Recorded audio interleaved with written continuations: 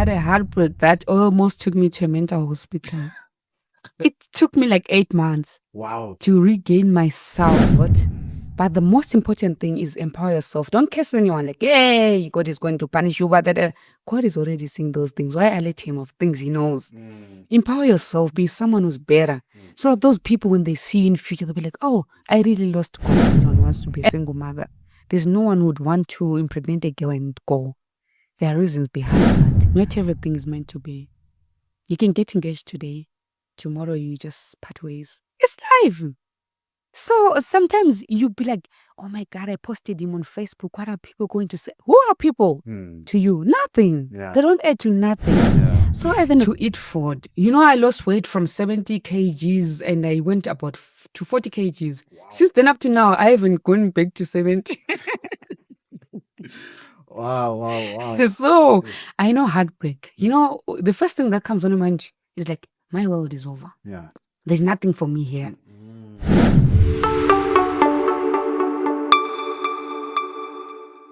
What's up, everybody? Thank you so much for joining us on the People's Podcast, Getting People Talking on this wonderful day. And today I'm joined by a medical student from the UNZA, University of Zambia. How are you, Dr. Wimbai? I'm good. How are you? Good. It's great to interact with people like you who are, fairly new in this field. Tell us, maybe before we get into knowing you, tell us, how did you grow up and how did you find this medical field to be interesting such that you had to pursue it as a career? Basically, I grew up from a middle class family. Yeah. Life wasn't that spicy, fancy, nice, and good. It was just normal. And that by growing, sometimes you would wish for things that you can't get. Sometimes you would get things you don't wish for and all that stuff. So me choosing this career and me being a student makes me feel good because it's something that I've told myself. I want to be a doctor when I grow up. Even though we have to go cycles until you reach to where you are, like, yeah, I'm taking my career, but I'm actually feeling good about it. All right. Now, growing up, I know some parents would say, choose this kind of a career, or they say, okay, my kids are going to be this. How was your side? Growing up, did your parents drill you to say, gotta be a doctor? Actually, my parents didn't say anything about my career. Do you have any family members that are doctors in your family? I actually have an aunt. Okay. And a brother also. All right. Yes, so they inspired me so much that they pushed me so hard. So as they see me start right now, they'll be like, okay, push. Okay. Yes. All right. So at least you have some way to lean on in terms of inspiration. Yes, I do. So how was that like when your parents, when you decided I'm going to go with the medical field? How was the support? Did they support you all the way? Yeah, they feel it's good. They really feel it's good. They even push me like, read every day. Are you reading?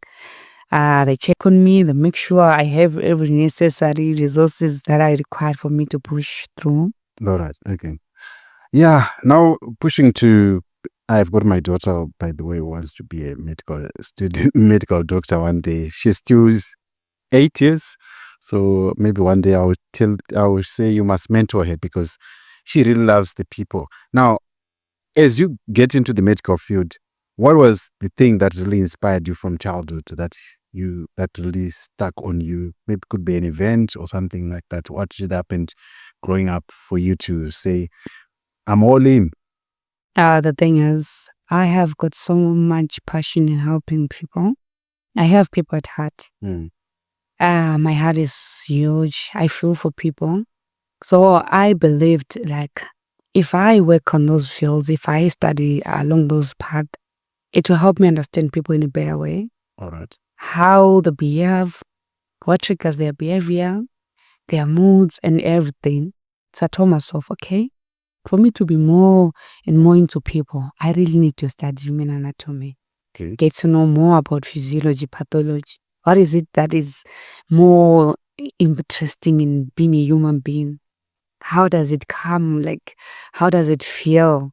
to be studying someone else, even if you know you're also starting to know also yourself better. But it's actually one of those things that you have to mingle with people, meet a lot of people, know how to react when they do something, know how to deal with them. Because trust me, when it comes to patients, you meet a lot of people Yeah. with different behaviors, with their own way of doing things, and either way, you have to learn how to remain calm, how to remain steadfast, how to just maintain your purpose in those people's lives or at that moment. So it inspired me a lot.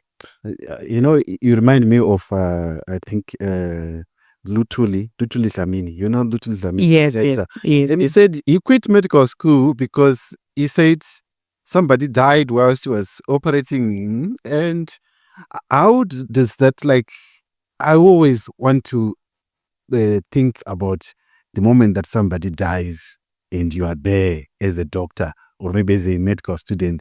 How does it have a bearing on your life or on your career or on your mental faculties? How does it? Basically, especially when you are still learning, right? These are some of the things that traumatizes you because you are still establishing yourself in the school, in the field. You are not particular with those things, and you don't know how to actually deal with them. And have you ever had extreme cases where students have to abandon school because they just cannot deal with touching the human body and all of that? Basically, in the medical field, as a student, as a doctor, whatever, you have to get used to that because that's the daily life.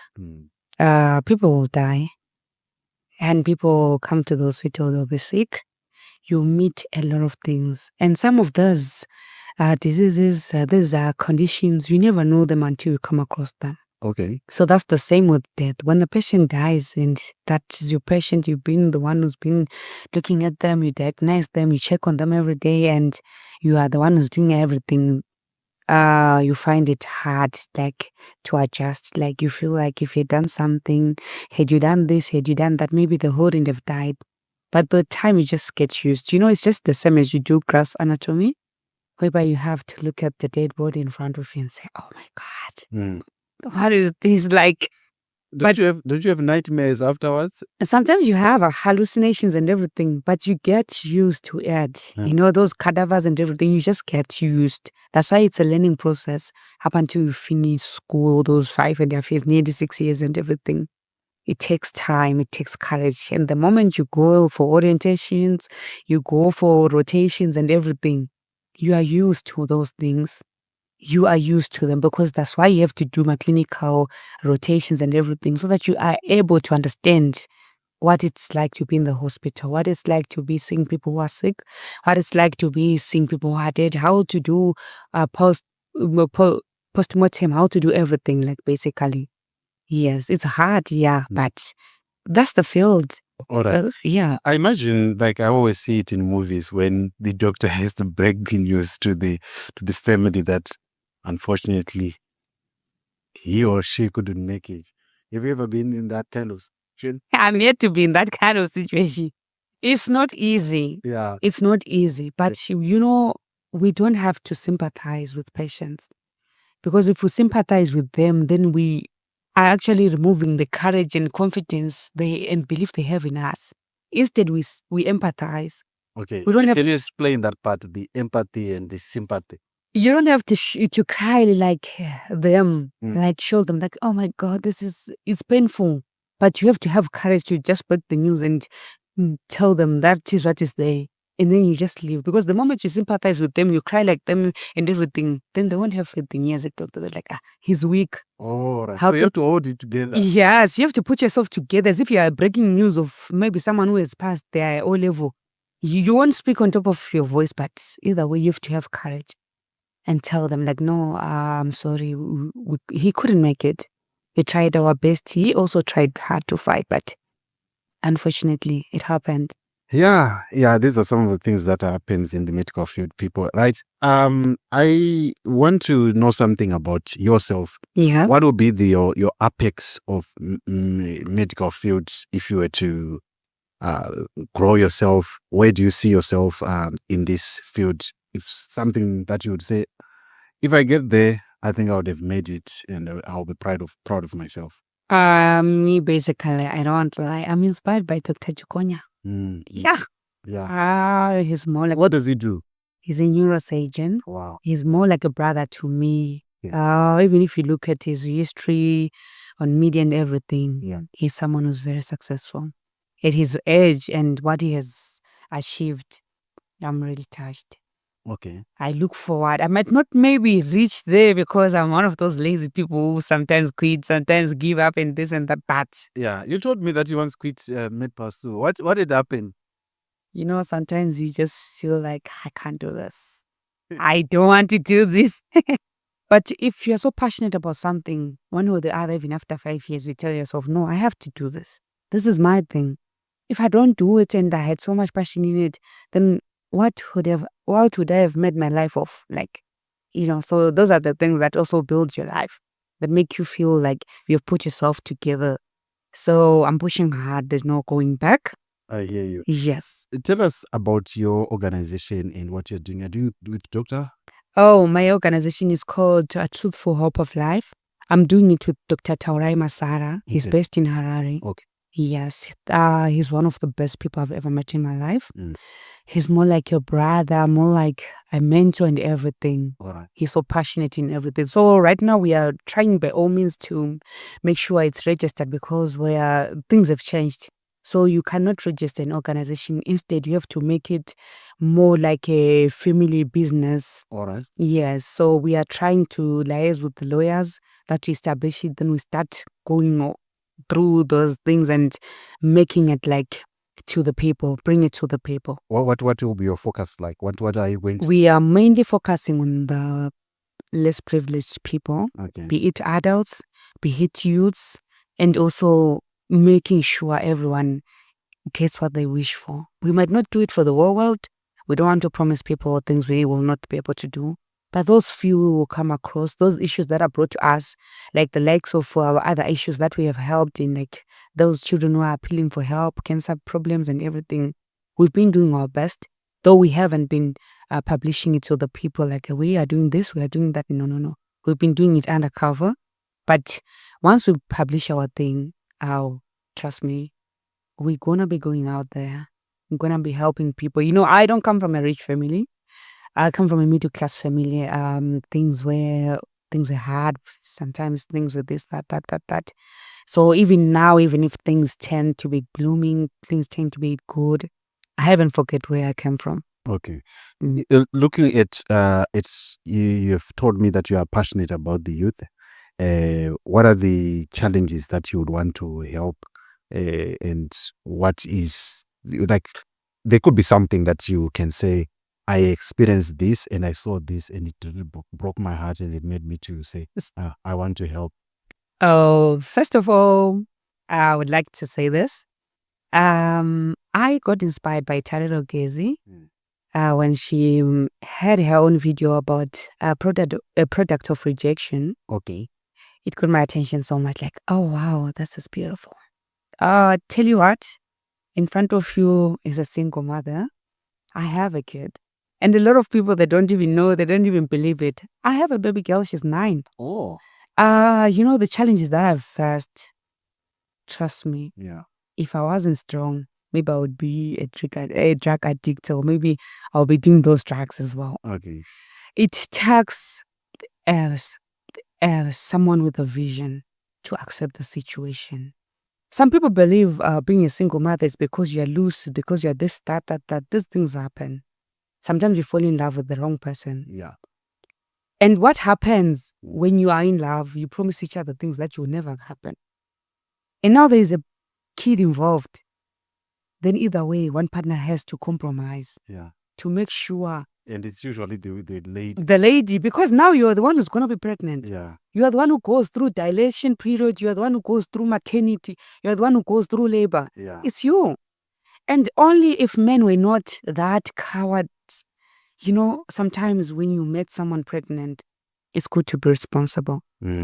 So take us through you having to experience that. What advice would you give to someone like that process of being in love? can you describe to us how many young girls probably would want to know how they can avoid such processes of getting pregnant and then or being told that I'm going to marry you? Can you take us through that? When you are a woman, Yeah. you have to be a woman with a zeal. Yeah. Someone who is not hypergamous. The thing is, as ladies, we have to protect ourselves. Be empowered. Yeah. I started writing poems when I was 8 years old. Okay. I wrote a book when I was 11 years old. Wow. But once you forget what you wanna be, Yeah. trust me, you go astray. You do the wrong things. Okay. Love is there. Mm. Love is there. Truly speaking, there are good guys out there. But the problem with us ladies, we invest in love and forget about our dreams. We just believe in love at that moment. You forget about tomorrow. When someone's saying, I love you, baby, you're so beautiful. You are the stream that bejewels my night. You see the nights, even if it's during the day. So are you saying, Guti, like we guys, we overcook things and we You over roast them. guys are cooking out there? So, I am so thankful to God because I'll be 29 in July, but trust me, the wisdom that I have, the kind of maturity in me, trust me, I would tell many ladies out there, those who haven't had kids, protect yourself. Those who have kids, it's only one mistake you make. You can't have mistakes maybe twice or thrice, because that first time you get pregnant, you have a baby, you learn a lot. Trust me, you learn a lot.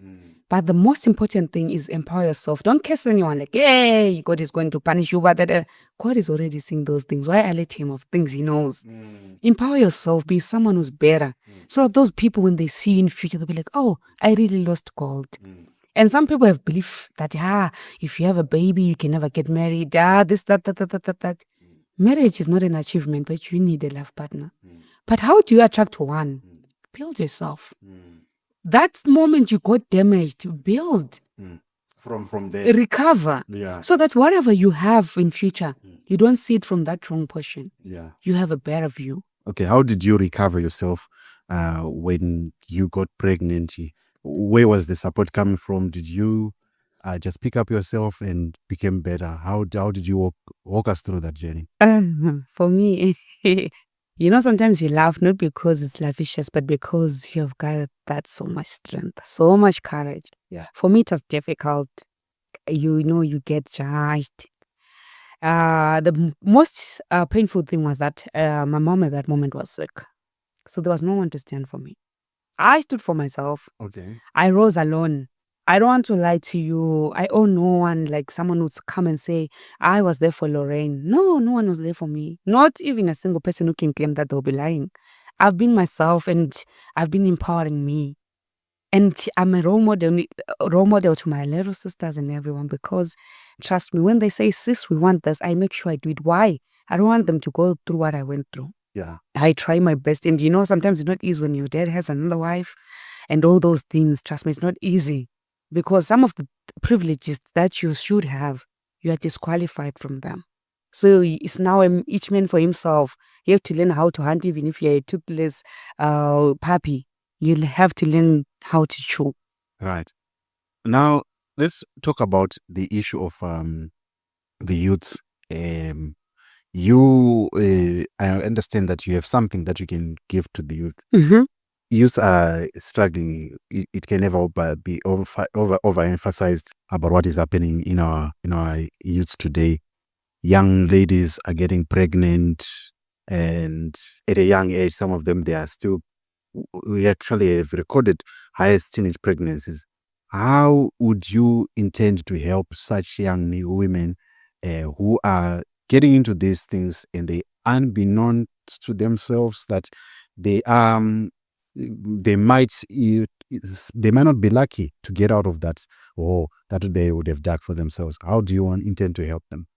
So first of all, I want to be able to a balanced life for everyone, because I think only a minority of people also consider a boy child. It's not always about us women, because even men are being abused out there. And they have no one to cry to, because they feel like if I tell people my wife is abusing me or my girlfriend, they'll say you are weak. We are all humans. We have feelings. Yeah. So the first thing that we need to do is to address both sides. Yeah. Go to the guys, go to the ladies. We sit with them, we talk. And basically, one of the things that also touches me a lot, we've got a lot of social workers who are not employed. A lot of psychologists. Yeah.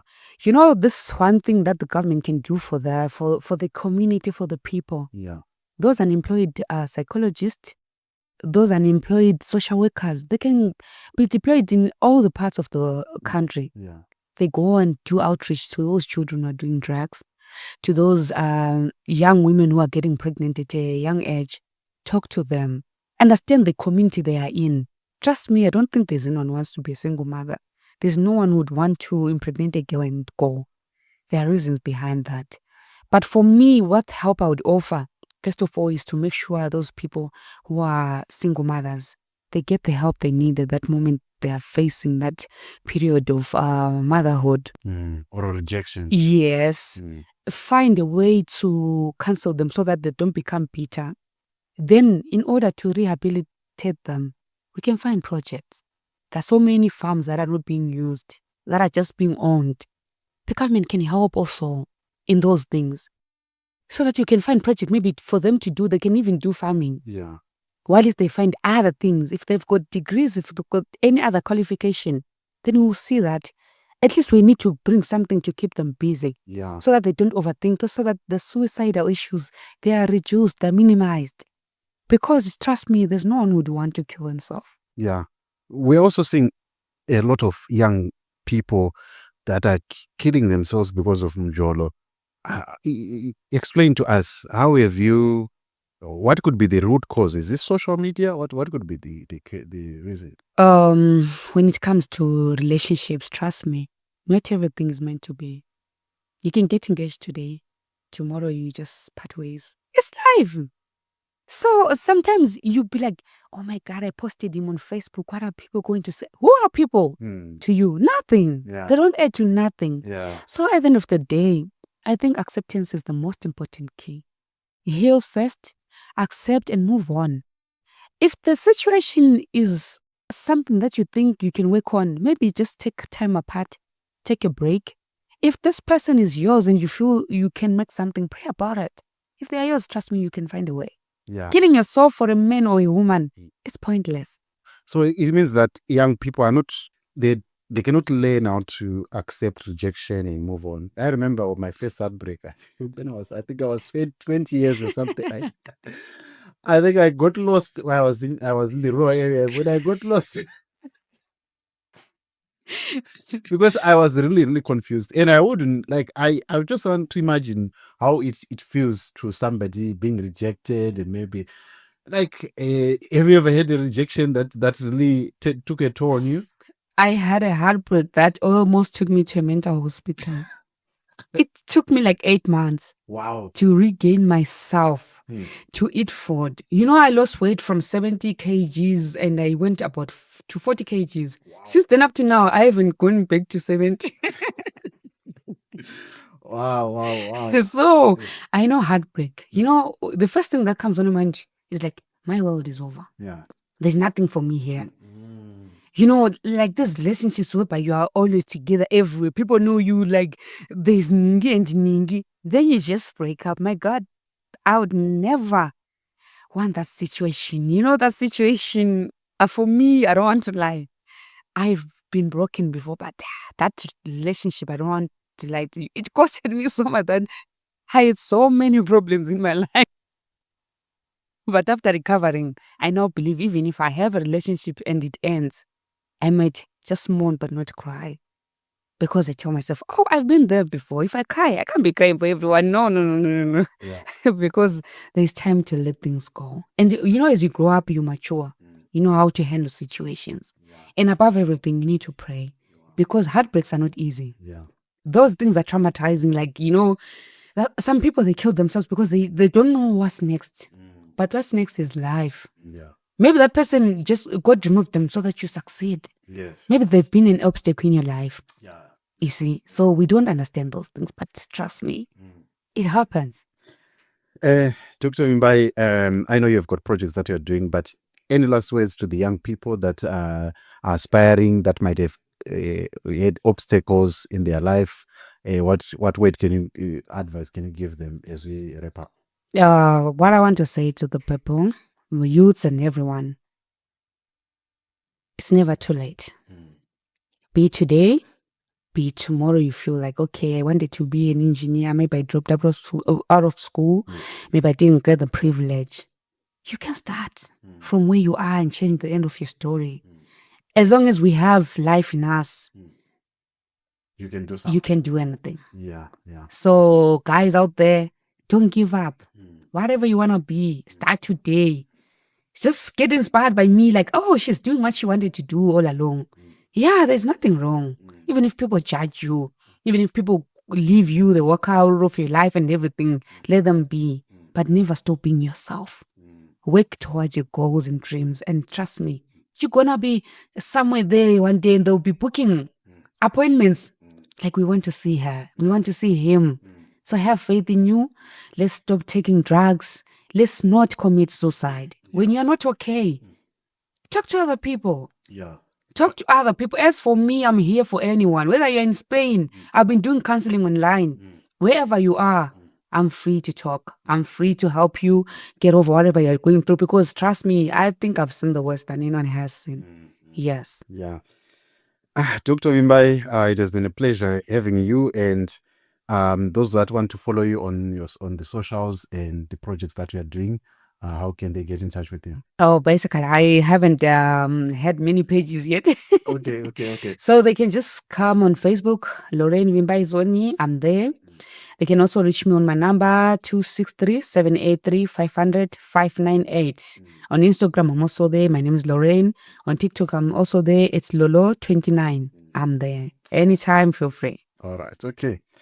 Dr. Mimbai, thank you so much for coming through onto the People's Podcast. Hopefully, we are going to know of your projects that you are doing very soon, so that we can also support you in the work that you're doing.